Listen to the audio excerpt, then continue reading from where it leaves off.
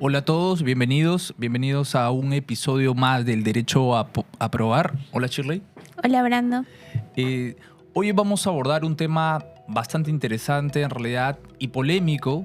Es un tema que incluso puede llegar a forzar los límites de la ética y estamos hablando de la prueba ilícita. No se trata en realidad de determinar cuándo una prueba es inválida o cuándo debe ser excluida, sino en realidad se trata de algo un poco más profundo, ¿no? ¿Hasta dónde puede llegar el Estado en su función o en su papel de buscar la verdad en el proceso?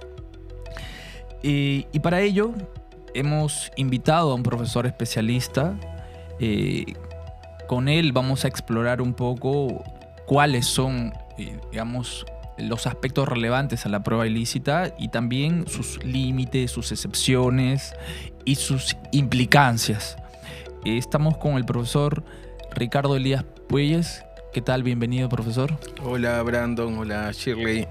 Muchas gracias por la invitación y feliz de estar en su programa. Gracias. El profesor Ricardo Elías es, para presentarlo, es abogado por la Pontificia Universidad Católica del Perú, es maestro en razonamiento probatorio por la Universidad de Girona y la Universidad degli Studi di Génova. Es presidente además del Instituto de Razonamiento Probatorio y del Observatorio Peruano de Cibercriminalidad. Vamos a conversar el día de hoy sobre prueba ilícita, efectivamente, y entramos ya un poco al tema de fondo, ¿verdad? Con él vamos a explorar, como le dije hace un momento, las implicancias en la legitimidad de la decisión judicial respecto a la prueba ilícita. En efecto, Brando, como mencionas, porque hablar de prueba ilícita en realidad tiene una cuestión mucho más profunda y estructural, porque esto nos permite preguntarnos, ¿acaso el proceso está diseñado para la búsqueda de la verdad o para alcanzarla, pero bajo determinadas condiciones? Y si es que en algún momento no cumplimos con estas condiciones, genera otra pregunta: ¿estamos dispuestos a renunciar a la búsqueda de la verdad? Y como ya dijiste, hoy Ricardo nos va a apoyar a resolver estas y otras dudas. Así que podemos empezar por la primera parte. Claro que sí. Podemos retroceder un poco y remontarnos a la historia un poco de Estados Unidos. Específicamente, si abordamos la prueba ilícita, vemos que esta no nace en la teoría, sino nace en la práctica, ¿verdad? Si abordamos el tema, por ejemplo, en el caso Wicks versus Estados Unidos, vemos que ahí se empezó a sentar un precedente importante respecto de la exclusión de la prueba, ¿no? Empezó el caso por la obtención de instrumentos probatorios obtenidos por la policía. Finalmente, el resultado digamos, que dictó la Corte, señaló y reconoció la vulneración del derecho a la inviolabilidad domiciliaria y además una consecuencia directa para este caso, la exclusión de la prueba, ¿no? Si abordamos otro caso también más adelante, no solamente el caso que mencioné anterior, sino el caso, por ejemplo, Silverton Lambert versus Estados Unidos. En este caso es importante porque lo que dijo la Corte aquí es que no solamente se excluye la prueba, sino también toda prueba que se ha obtenido de manera, digamos, derivada de esa prueba que inicialmente se obtuvo de manera inconstitucional. Aquí tenemos dos aspectos y con esto le quería hacer la pregunta, profesor Ricardo. Podemos decir que existen dos tipos de racionalidades o dos tipos de funciones tal vez, porque por un lado buscamos la verdad y por otro lado buscamos proteger los derechos de la persona que está siendo intervenida, ¿no? ¿Cómo podría manejarse o qué podría comentarnos al respecto? Bien. Bueno, ha sido una síntesis bastante rápida, pero con bastantes datos sobre la jurisprudencia y las bases iniciales. Pero sería bueno, antes de dar respuesta a la función garantista y a la función epistémica que está detrás o que subyace esta controversia, que la audiencia conozca que la jurisprudencia o los casos a los cuales ha hecho referencia el profesor Brandon datan de el primero de 1886. Esto es, estamos hablando de Boyd versus United States, luego Wick versus United States en 1914, Silverthorne Lumber Company versus United States en 1920. Y aun cuando, porque cuando un estudiante dice, pero estamos hablando de hace 100 años, o sea, que esto me va a representar a mí en mi futuro académico, pues ahí están las bases de las prohibiciones probatorias con Belling en Alemania y demás. Pero si hoy día nos sentamos a reflexionar qué es lo que está pasando en la actualidad con el uso de agentes encubiertos virtuales, el uso de agentes encubiertos informáticos, agentes virtuales, copias de espejos sin autorización, vamos a ver que esos casos que eran copias de documentos originales que buscaba la policía incorporar a un proceso sin orden judicial, allanamientos de morada, que ahora serían allanamientos de dispositivos electrónicos, cobran plena vigencia. Por eso es importante, y ahora sí respondiendo la pregunta que hacía el profesor Brandon, es primero hay que analizar el componente garantista. Esto es cómo se obtienen los elementos que un Estado puede utilizar en contra de sus ciudadanos. Entonces ahí vamos a tener un primer punto que no podemos olvidar. Shirley decía, bueno, estamos hacia la búsqueda de la verdad, pero no es una búsqueda de la verdad a todo costo, no es una búsqueda de la verdad sin respetar garantías mínimas, torturando a las personas, allanando inmuebles, allanando domicilios virtuales, sino que tienen que respetarse en un Estado constitucional de derecho las reglas mínimas y básicas que todo ciudadano debe de tener. Y de otro lado, tampoco podemos olvidar la función epistémica, esto es ampliar la base de conocimiento que justifica en algunos casos las excepciones a la exclusión de la prueba prohibida. Y ahí, como seguramente conversaremos, hay muchas excepciones y más bien en Perú parecería que la excepción es excluir la prueba prohibida frente a tantas excepciones que en la jurisprudencia peruana hemos desarrollado. Muchas Perfecto. Ricardo, lo que has comentado nos permite dilucidar dos aspectos. Cuando inicialmente se origina la prueba ilícita y es estudiada, por ejemplo en Estados Unidos, indicaban es prueba ilícita, de lo que ya Brandon nos ha comentado, todo aquello que vulnera derechos fundamentales. Pero, por ejemplo, en el caso de Inglaterra, no es que no tomaban en cuenta los derechos fundamentales. Sin embargo, su fundamento principal para excluirlas era la fiabilidad de estas. Por ejemplo, ¿qué ocurre en Inglaterra? Ellos no podían admitir, actuar y en consecuencia valorar aquellas confesiones que habían procedido de coacciones en cualquier forma, pero por la fiabilidad, es decir, el fundamento no es una fuente de conocimiento. Entonces podemos ver que hay dos posturas, pero que finalmente en la práctica ambas aplican precisamente. Y hemos visto algunos casos en Estados Unidos, Inglaterra, y nos has comentado también de Alemania. Ahora veamos uno de los tantos casos en el Perú. Me refiero al caso de Alberto Quimper, los famosos petroaudios. Interceptaciones telefónicas sin una autorización judicial. Pero pareciera que uno cuando empieza a ver eso y dices prueba ilícita porque es sencillo, has vulnerado el secreto de las comunicaciones, la intimidad, el principio de legalidad de la intervención estatal. Simplemente no se admite, no se actúa, no se valora. Pero hay otro problema que surge, porque precisamente son estos petroaudios el punto de partida para toda la investigación y, por lo tanto, es estructural para el caso. ¿Y ahí qué hace? ¿Qué hace el Estado? Porque de un lado tienes que excluir, pero por otro estás desequilibrando el caso en sí. Y esto nos lleva a la primera pregunta. ¿Estamos dispuestos a renunciar a la verdad? Bien, es bien interesante el caso de Alberto Quimper, que me parece que estaba relacionado con el caso Business Track. Esto es la empresa que realizaba este tipo de actuaciones, que también ahora vamos a conversar, porque también tuvieron planteamientos sobre exclusión de prueba prohibida al interior de ese proceso, solamente que no es tan difundido como el de Quimper. A ver, en este pronunciamiento, el TC va desarrollando dos líneas y dice, bueno, hay que analizar cuáles son los fundamentos del derecho a la prueba. Algunos sostienen que está en la presunción de inocencia y esto es las garantías de ser juzgado o sancionado con pruebas lícitamente obtenidas, y algunos otros con la tutela procesal efectiva, y esto es con su vertiente del debido proceso internamente.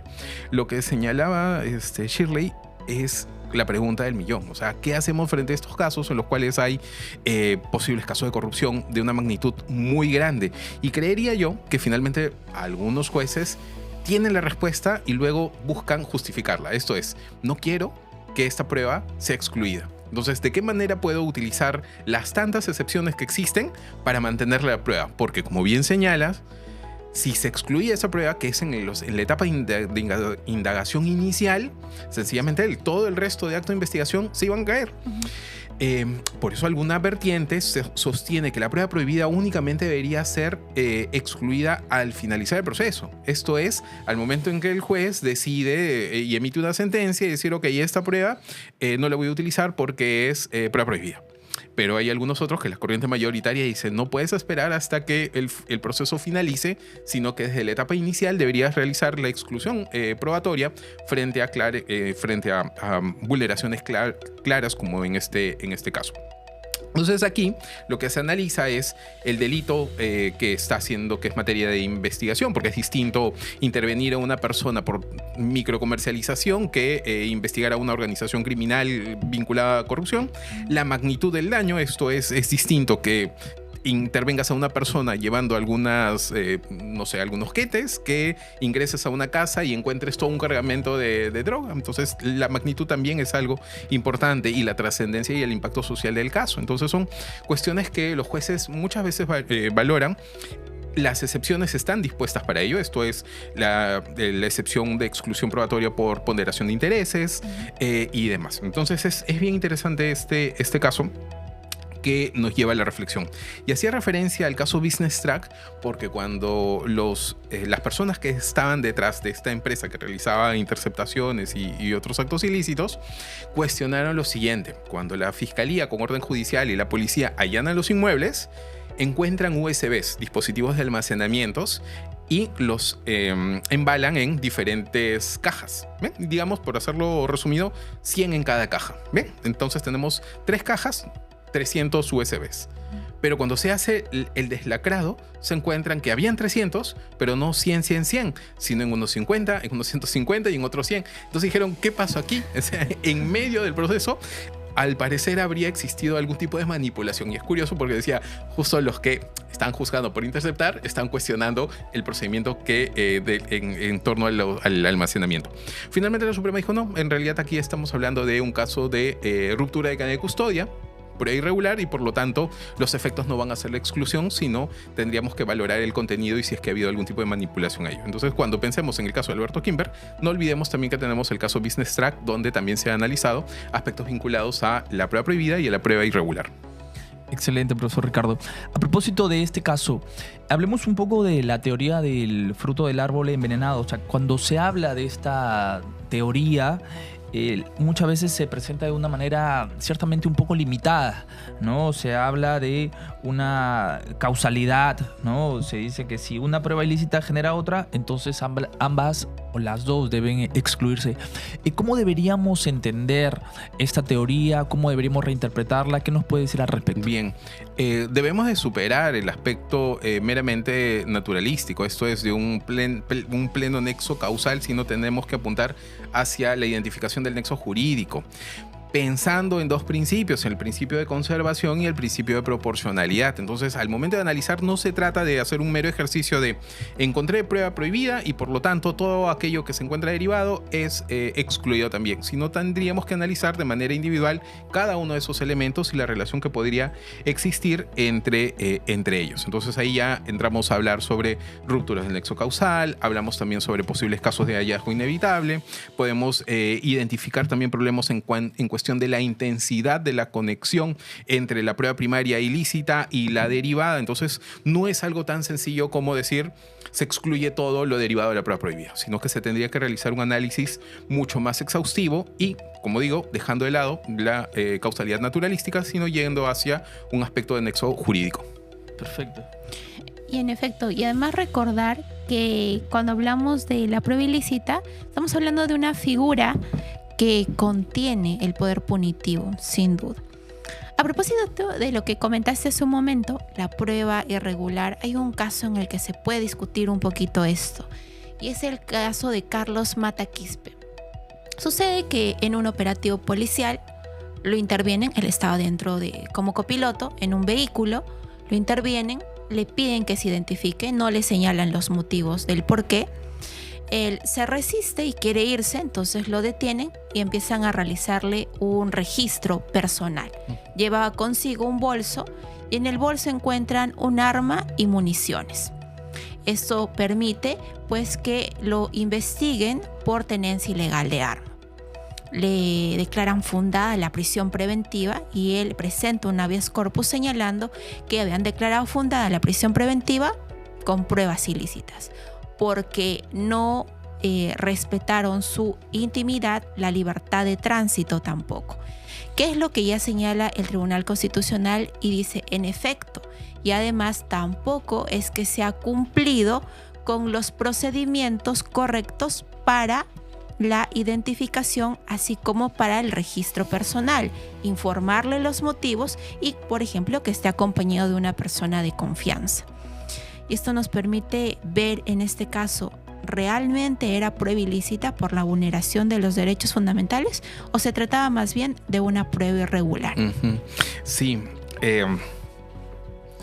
Si bien la prueba ilícita se encuentra presente en todos los tipos de procesos, esto es proceso civil, de familia, administrativo y demás, creo que donde más riqueza casuística tenemos es en los procesos penales por lamentablemente las intervenciones que realiza la autoridad estatal a través de los policías. Y dando respuesta de manera directa a eso. A ver, si no ha seguido el procedimiento establecido en el código para realizar el registro de identidad, el registro corporal y demás, estamos hablando de prueba irregular. No estaríamos hablando frente a un supuesto prueba prohibida.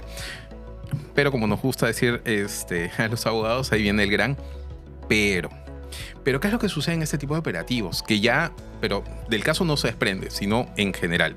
¿Qué es lo que sucede? A veces los agentes policiales, digamos, crean identidades falsas para comunicarse con personas que venden droga, por ejemplo. ¿Bien? Entonces, y quedan en encontrarse en algún punto. Pero para actuar de esa manera, el agente tiene que tener una autorización y tiene que seguir todo un procedimiento previo, porque si no estás realizando, estás básicamente generando, convirtiéndote en un agente provocador. Y ya la jurisprudencia dice el agente provocador debe excluirse de sus actuaciones porque tú estás induciendo al vendedor a decir, oye, sí, encontrémonos en tal punto.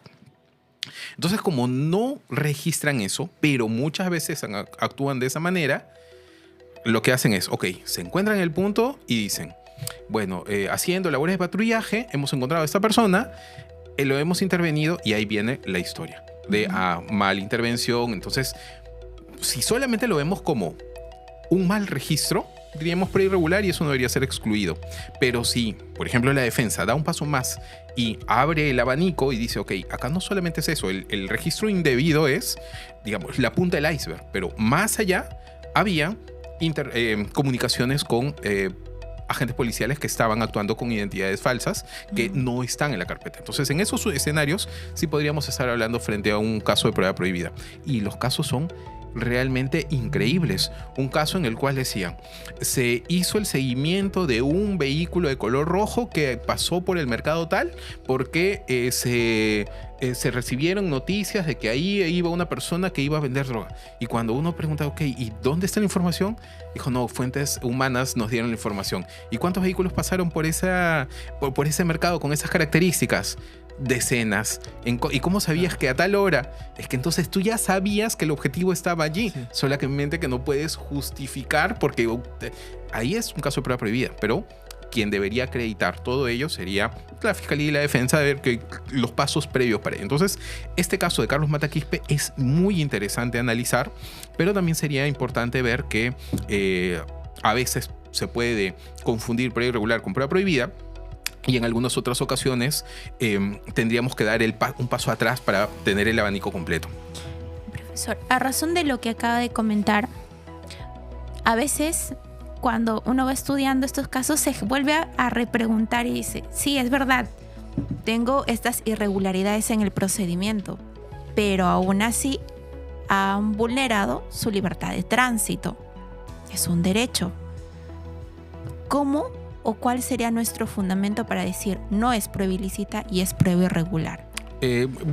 Básicamente la vulneración del contenido esencial de derechos fundamentales, de un lado, y la conexión entre la vulneración del derecho fundamental y la obtención de la prueba prohibida. Entonces, creo que bajo ese panorama podríamos identificar en este tipo de escenarios. Sí. Profesor Ricardo, a propósito de esto, y para que nuestros televidentes puedan tener clara la diferencia, coméntenos un poco, 2 preguntas le voy a hacer. La primera es, coméntenos un poco esta diferencia, ¿no? Para que todos nos puedan entender diferencia entre prueba prohibida, los términos, ¿no? Prueba ilícita, prueba irregular. Y la segunda pregunta es si cree que en la práctica judicial existe una tendencia a rebajar pruebas ilícitas, rebajar si se quiere, a fin de evitar excluirlas, ¿no? Sí, de hecho, empiezo por la última parte. Creo que en muchos casos se está tratando de disfrazar la prueba prohibida bajo el ropaje de prueba irregular, y muchas veces los defensores están cuestionando prueba irregular pidiendo la exclusión como si fuera prueba prohibida. Entonces creo que de los dos lados hay. Cuando hablamos de prueba prohibida estamos hablando de prueba obtenida de manera ilegal, esto es lesionando el contenido esencial de derechos fundamentales. Y esa es la clave, es el contenido esencial de derechos fundamentales. Y cuando hablamos de prueba irregular, que tiene diferentes denominaciones, prueba irregular, prueba incompleta, prueba defectuosa, lo que estamos refiriéndonos es que se ha obtenido, se ha actuado la prueba transgrediendo procedimientos. Entonces aquí no estamos hablando de vulneración de derechos fundamentales, sino que hay problemas al momento del aseguramiento de la prueba, el traslado de la prueba o la obtención misma, pero desde el punto de vista procedimental. El más claro ejemplo, cadena de custodia y su ruptura. Acuerdo plenario 6 del año 2012. Este es un caso de prueba irregular, no tiene efectos nulificantes, eso es, no se puede excluir si es que ha habido caso de ruptura de cadena de custodia, salvo casos sumamente excepcionales. La regla siempre va a ser la prueba irregular se queda en el proceso. ¿Cuál es el problema? El problema va a ser cómo lo valoras, porque es una prueba defectuosa. Entonces, en su obtención ha habido problemas. Por lo tanto, no es que no pasa nada, sino que el juez va a tener que motivar y explicar por qué estos efectos o cuál es el valor que le está dando a este tipo de pruebas obtenidas de esa forma. Perfecto, gracias. Bien. Ahora, hace un momento ya veíamos una teoría, que incluso si revisamos la jurisprudencia peruana es de las más invocadas, la teoría de los frutos del árbol envenenado. Sí. Pero hay otra también, la teoría de la fuente de plata. La diferencia que haríamos entre estas o cómo surgió la fuente de plata es que ¿qué pasa cuando un particular, porque en la teoría de los frutos del árbol envenenado es el Estado, claro, quien origina esa prueba, quien introduce esa prueba, pero en la de fuente de plata es un particular. La teoría clásica señala que es admisible porque la prueba ilícita se ha pensado solo cuando el Estado opera. ¿Cuál es su posición respecto a esta? Creo que a razón de eso es que hoy la jurisprudencia no utiliza esta teoría, sobre todo atendiendo que estamos frente a un modelo garantista. Bien. Es más, creo que con la última modificación del código, bueno, una de las últimas modificaciones del Código Procesal Penal que incorpora una figura llamada agente virtual, esto es el ciudadano que ingresa en entornos digitales para generar e identificar a los miembros de una organización, vamos a tener un problema mucho mayor. Pero respondiendo la pregunta, a ver, todo parte por los fundamentos y son dos líneas o corrientes grandes que tenemos. La primera es, ok, a través de la prueba prohibida lo que busco es proteger los derechos fundamentales. Para mí lo esencial es que mis ciudadanos, según el Código Constitucional de Derecho, se encuentren protegidos. Por eso es que maximizo los derechos como la inviolabilidad de domicilio, secreto de las comunicaciones y demás. Pero la otra corriente es, ok, yo lo que quiero es disuadir a los agentes estatales, llámese policías o fiscales, de generar prueba prohibida. Entonces, sí, claro, los derechos, bien, pero en realidad lo que yo quiero es que mis agentes policiales no realicen este tipo de conductas, que es distinto a proteger derechos fundamentales. ¿Bien? Es ahí donde nace finalmente la figura de la fuente de plata. Esto es, ¿qué pasa con la información generada o las pruebas generadas por los particulares? Y acá hay que tener mucho cuidado porque también hemos visto en sendos pronunciamientos, no solamente en Perú, sino en Estados Unidos, en Europa, en la cual el agente policial sabe que, por ejemplo, no le puede arrancar una confesión al investigado, al detenido. ¿Y qué es lo que hace? Se disfraza de un sacerdote, por ejemplo, o le pide a un amigo del investigado para que trate de disuadirlo y que le dé información. Entonces, los particulares también, en un primer lugar, podrían ser utilizados para realizar esta generación y la policía de manera indirecta obtenerla. Y segundo, finalmente, si es que nos afiliamos a una tesis de yo lo que busco es proteger los derechos fundamentales, lo que debería hacer también es excluir la prueba generada por particulares de manera ilegal. Entonces, ¿qué pasa en Perú? En Perú lo que tenemos es el híbrido. O sea, hemos tomado tanto la corriente anglosajona, tanto la corriente europeo continental. Y aquí entonces es impredecible finalmente si es que se excluye o no en estos supuestos. ¿Y por qué decía el agente virtual? Porque fíjense, en el caso de los agentes encubiertos que actúan sea en un mundo físico o sea en un mundo virtual, esto es, si actúan en un mundo físico, Código Procesal Penal. Si actúan en un mundo virtual, Ley de Delitos Informáticos. Son agentes policiales que tienen que tener autorización fiscal y en algunos casos excepcionales tienen que tener incluso autorización judicial para realizar, por ejemplo, ingresar a canales cerrados de comunicación. Bien, pero estamos hablando de agentes policiales, agentes estatales. De alguna manera, al legislador se le ocurrió que no bastaba con los agentes policiales y modificó el artículo 341 del Código Procesal Penal. Pueden buscarlo y van a encontrar una novísima figura, la figura del agente virtual. Esto es un ciudadano, no es policía, un ciudadano que tiene conocimientos técnicos especializados y que puede colaborar en una investigación para identificar a los miembros de una organización que actúa, por ejemplo, en el ciberespacio.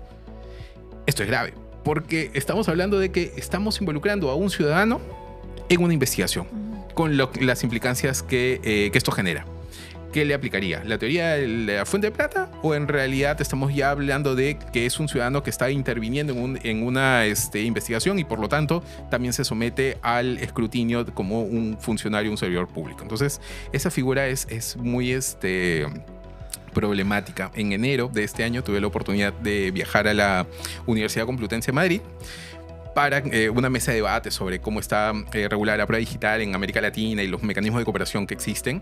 Y cuando hablé sobre la figura del agente virtual, los panelistas decían, esa figura la tienen en Perú. Y leímos el código, decía, esta figura la tenemos en Perú. Dios mío, ¿y ya ha llegado algún cuestionamiento al Tribunal Constitucional? Todavía no. Dice, por favor, manténgannos al tanto. Sí, porque es una figura muy, muy delicada de llevar a cabo. Sí, de hecho, bastante controvertida, complicada. Vamos a ver, seguramente nos va a mantener al tanto a nosotros también.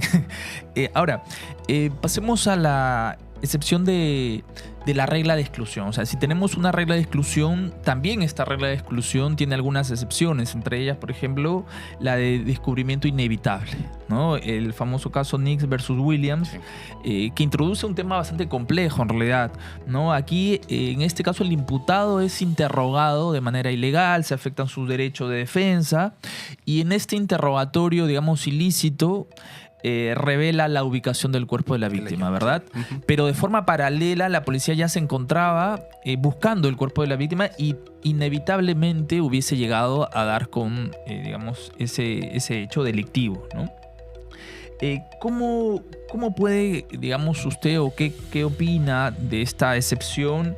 ¿Y no supone esta doctrina acaso un desplazamiento peligroso desde el análisis de los hechos hacia la especulación judicial, dado que se pretende argumentar que igual íbamos a encontrar el cuerpo, ¿no? Sí. ¿Cuál es la opinión al respecto? Sí, es que nuevamente lo que estamos buscando son estamos trabajando de hacer malabarismo jurídico para tratar de buscar argumentos para mantener de alguna manera la prueba prohibida, que en la regla general es su exclusión.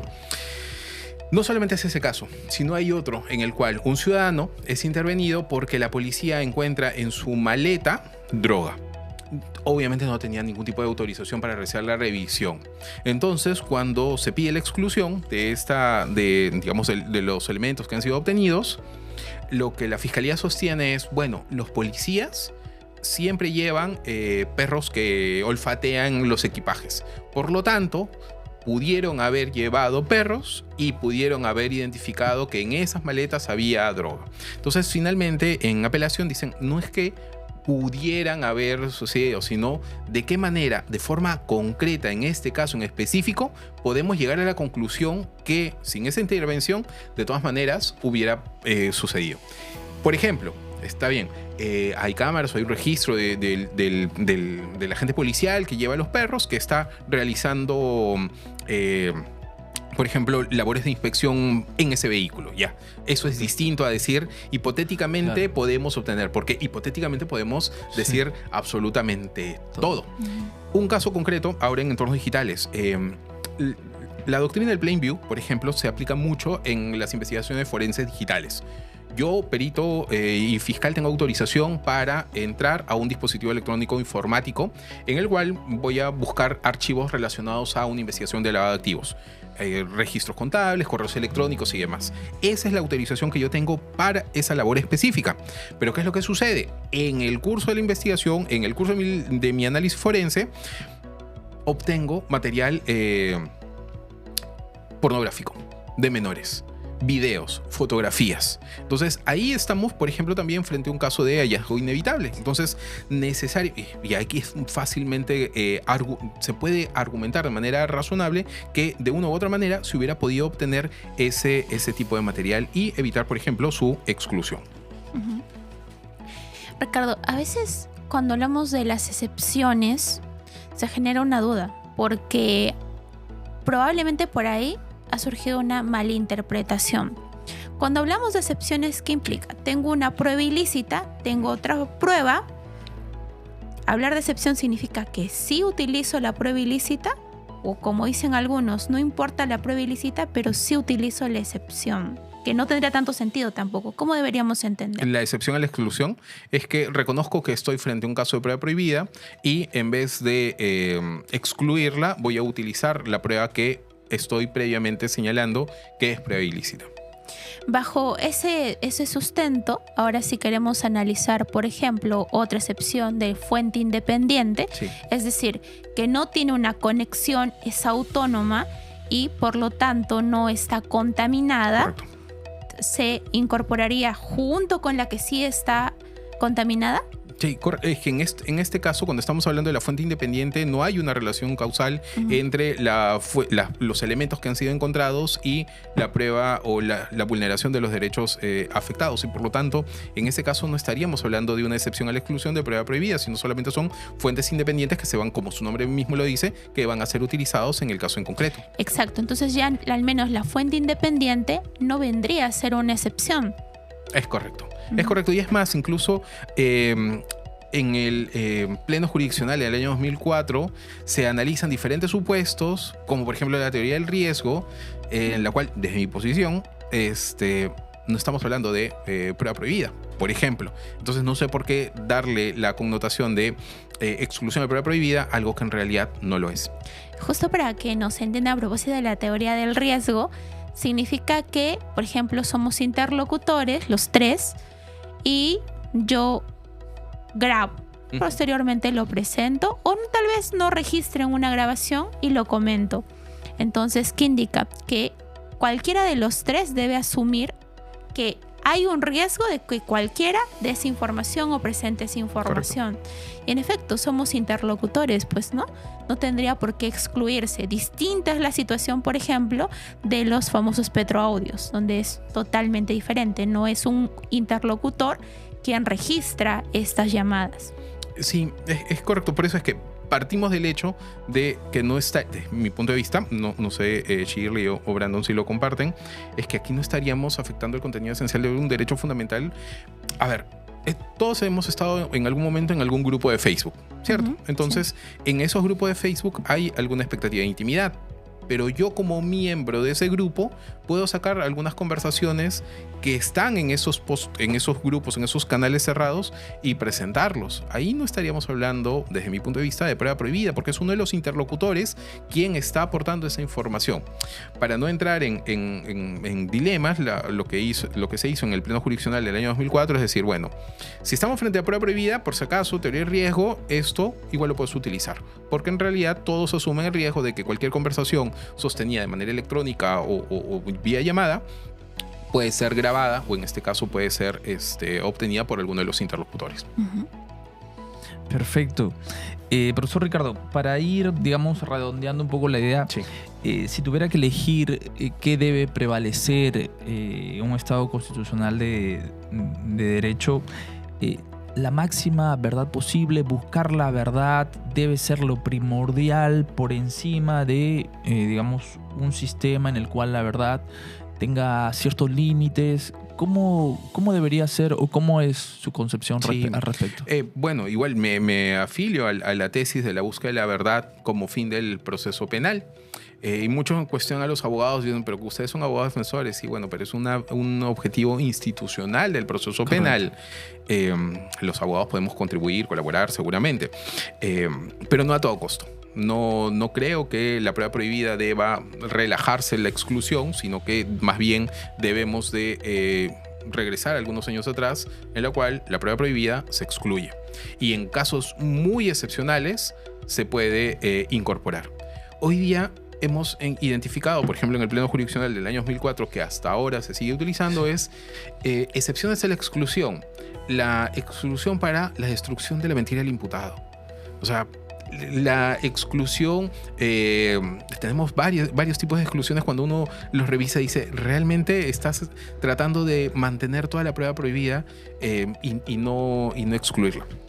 Entonces eso es algo bastante grave. En los entornos en los cuales trabajamos, y ahora que todo es tecnología, es importante revisar nuevamente los criterios y ver hacia dónde tenemos que ir. Perfecto. Y en efecto, ¿no? También tenemos otra excepción, la de la buena fe. Claro. ¿Cuándo? ¿Cuándo estamos frente a la buena fe? Y ahí es donde lo que decíamos es, a ver, ¿qué corriente está siguiendo? ¿Está siguiendo una corriente que busca maximizar la protección de los derechos fundamentales? ¿O está siguiendo una corriente en la cual lo que buscas es generar un efecto disuasivo? Me afilio a la tesis de la protección de los derechos fundamentales. Y entonces, ¿para qué quieres mantener el criterio de la buena fe? Que eso está pensado en otro tipo de situaciones, en otro tipo de corrientes, cuando aquí es muy difícil y discernir si es que la actuación policial fue movida por la buena fe o no. Perfecto. Gracias, Ricardo. A lo largo de todo este episodio hemos visto temas bastante interesantes y sobre todo que has introducido algo importante, ¿no? Si es que en algún momento la prueba ilícita se constataba solo físicamente, hoy podemos decir que están en los espacios virtuales y seguramente te tendremos en un próximo episodio para hablar de la prueba digital, que también es tu especialidad. A propósito de que ahora en septiembre tenemos un evento académico, el 11º Seminario Internacional de Proceso y Constitución, donde se va a abordar precisamente los desafíos del razonamiento probatorio. ¿Cuál crees tú que es el mayor desafío del razonamiento probatorio? Es una gran pregunta que será respondida con el sesgo que tengo, porque me gustan las herramientas digitales. El mundo digital. El mundo digital hoy día es el gran reto para los procesalistas y específicamente a quienes nos dedicamos a aspectos probatorios. Desde cuestiones tan sencillas que se siguen discutiendo día a día como ¿puedo presentar un pantallazo, un screenshot a mi proceso? Hasta cuál es el impacto de las imágenes generadas a través de inteligencia artificial, por ejemplo, los deepfakes, o qué herramientas puede utilizar el juez para facilitar el procesamiento de la información de un expediente mediante IA. Entonces, esos son los retos que vamos a analizar. Y creo que los estudiantes en general, y esto va no solamente para los estudiantes de pregrado, sino para cualquier persona que esté interesada en el estudio de la prueba, denle un espacio a las herramientas tecnológicas en todo ámbito, en los ámbitos penales, civiles, administrativos, corporativos y demás. Porque ese es el gran reto. ¿Cómo vamos a obtener, cómo vamos a regular, cómo vamos a actuar, cómo vamos a valorar la prueba digital? Y hay muchos temas que no se están utilizando. Pantallazos, conversaciones electrónicas, geolocalizaciones. Hoy día estamos analizando la posible incorporación de una nueva figura en América Latina llamada el acceso remoto a dispositivos informáticos. Esto es, cuando el agente policial con autorización judicial puede infectar un celular, puede infectar una computadora para en tiempo real ver lo que está haciendo el imputado. Esto es, ver su pantalla, escuchar, abrir los micros y escuchar qué es lo que está haciendo. Ya España y Colombia lo tienen, pero para casos muy excepcionales. Entonces, esos son los retos relacionados a la prueba y específicamente lo que hemos conversado hoy, el día de hoy, prueba prohibida, que le deparan a nuestra comunidad académica. Temas sin duda muy interesantes y seguramente ya habrá oportunidad para invitarlo nuevamente, ¿no, Shirley? Sí. Para hablar sobre estos temas. ¿Algunas palabras finales que quiera decir? Sí, querido Brandon y Shirley, felicitarlos por este espacio académico. Sin duda necesitamos difundir el pensamiento racional en la prueba y repensar qué es lo que estamos haciendo en los procesos penales, en el cual hoy en día estamos viendo cuál es el impacto del persuasivismo en la justicia penal, en los juicios orales. Espacios académicos como este se centran como un estandarte para la lucha en contra de este tipo de malas prácticas y más bien para posicionar la racionalidad en un sistema penal peruano como el nuestro. Muchas gracias. Muchas gracias, Brando, Ricardo. Este ha sido nuestro tercer episodio. Los invitamos a que nos sigan acompañando episodio tras episodio y nos vemos en el cuarto, donde abordaremos los estándares de prueba. Hasta el próximo episodio.